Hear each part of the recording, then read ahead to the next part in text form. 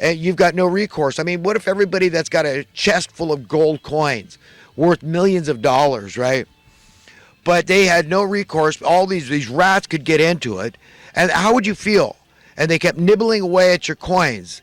So you had less and less until you knew eventually you're going to have bupkis. They're going to eat every last scrap of your coins. That's what it's like watching debasement of the money. We've got no competition. JFK tried to give us competition. That's how you get lower prices. Okay, that's it. I mean, the people working at the Federal Reserve, they said, well, yeah, but we would have lost our relevance. He would have taken away our jobs. Well, then you come join us. You work for us. We'll figure it out. You understand? It's not, listen, our problems are solvable. First, look at things through God's point of view and ask fundamental questions to yourself and then ask other people to inspire thought, to invoke thought, to provoke thought, whatever. Say, whose planet is this anyhow? Is it God's fault that money even exists in any of its incarnations, any of its manifestations? No, it's not his fault. Do you understand? We could have total prosperity from birth, total riches, total wealth, universal for everybody, total freedom, total security from birth it's when God gets his way. That's what's coming. So ultimately, I'm very optimistic. The good guys are going to win this thing. Make no mistake about it.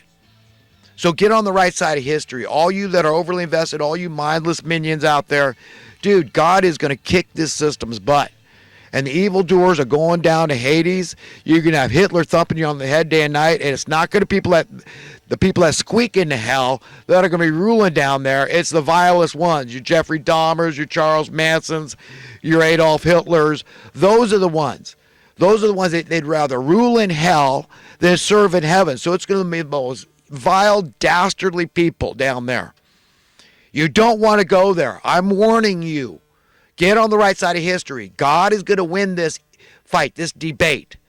Get your opinions in line with his. Say, God, if this guy is right, then answer me. Are my opinions screwed up? Am I going to end up squeaking in hell? And I thought I was going to church every Sunday and praying and reading my Bible. I thought I was such a righteous dude. And I had no ideas because my values were askew. I was being led into hell. I was deceived. I was duped. I was told the half-truth. And I didn't jump off the bandwagon to death and destruction on this ship of fools careening over the falls to my demise. I don't want to suffer in hell forever. So purify my heart, God. What do I need to do to see clearly? You understand what's going on here? This is God's will, is for us to be free. And if you're not financially free, you're not free. Okay, that's the evildoers. Oh, you can be free in every other way. Yeah, call yourself free because you're born in America. Yeah, unless you're born financially free, you're not free. Freedom is an absolute term. Free. There's no equivocation there. You're free. It's unconditional. Absolute. You get it? Whole. It's perfect. Complete. So what is this caveat, this exception? Oh, except for money. You want to know how you're being enslaved, how you're a slave from birth? All over the world. The evildoers cannot resist it. They love it. You understand? That's why they rule over us. And they betray us. These top politicians, they're our employees. Do you understand? That's the relationship, the only real, valid, legitimate perception to have about these people. But they sell us out. They stab us in the back. They're traitors. They're turncoats. They're backstabbers.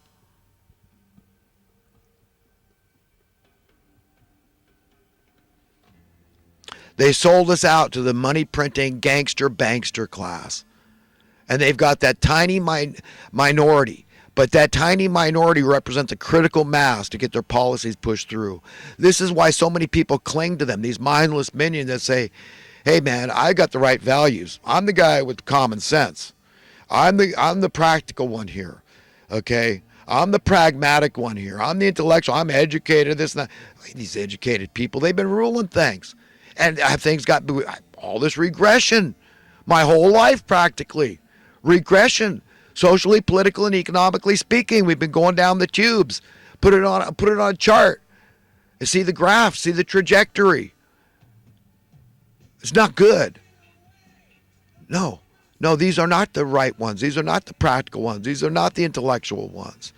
They're the stupid ones. In the long run, okay, which God is going to win. This thing goes on forever. So what are you going to do? Where you go from here?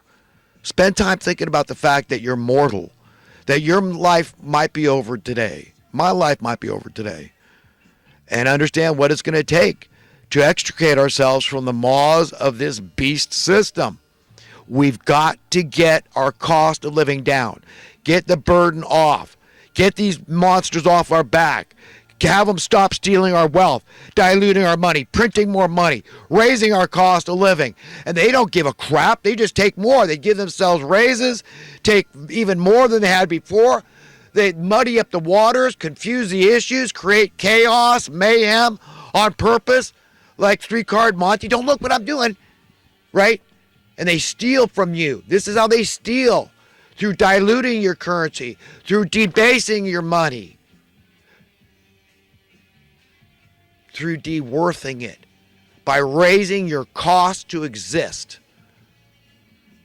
your cost of living, a tax, every bit as pernicious, every bit as onerous, as burdensome as any governmental tax. And what the hell? Who the hell is the government?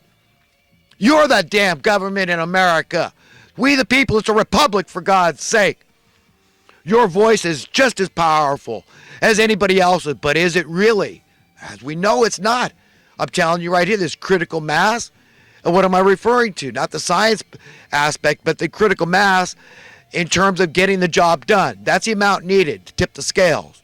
It's just like you put on a stack of feathers on one side of the scale and a little bit of gold on the other side. You say, well, what's going to happen here? Well, we know what's going to happen.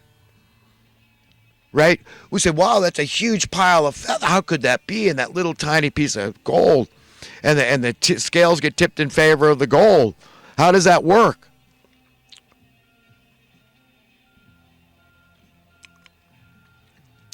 So the will of we the people are that pile of feathers. And the will of the evildoers is that tiny bit of gold.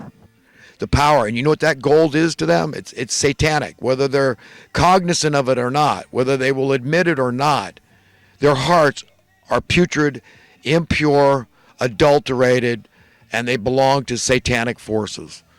At the end of, some of these people are unabashed about that. They're willing to admit, yes, I believe in Lucifer. I don't trust in God. I'm trusting in Lucifer. Because all evidence points that they're the winners in the world. In the establishment, who's running the show? It's these people that love money the most, that are in control, that are willing to sell out their conscience. Pooey. There's nothing. You can't buy a nice yacht with your conscience. You want that nice yacht. You want that jet, your soul. Hey, it's invisible. That's not tangible stuff you're talking about. You understand? So they think they're so smart by their values. These temporary, ephemeral, materialistic things that they have in their lives. Now you tell me who's smart and who's stupid. The evildoers are stupid, obviously, through vast empirical evidence. These people are on the wrong track. They're on the highway to hell. They're willing to forfeit their very soul. Like Jesus said, what are you going to trade at the end of the day, when your day of judgment, the day of reckoning, and you've got to stand before God and give account for who you have chosen to be, one day at a time? How are you going to answer for that? For those values, for choosing willful ignorance and turning your back on your fellow human beings? How? You can't do it. So just understand the paradigm that God wants for us. Our reality is vastly different from the one we currently have, that we're forced to live under. And we know it's a tiny group of people that are doing this to us, and they're influencing an army of people to do their dirty work. Do you understand? So in California, if you use it as an example, I call it the guinea pig state. They do their testing. How much tyranny can we get away with? How far can we push the envelope? And they test it out in California. They're raising our rents, raising our cost of housing. Okay, and now you get engineers and entrepreneurs running successful companies, couples living together, forced into a duplex, and they can't afford to be homeowners. So it's hopeless. They've taken away all hope. So people in California they're all poverty stricken, destitute. They're all looking at trying to get Section 8 housing subsidies when they're old and too weak to go out and crack that nut anymore and reach that bar that just keeps getting higher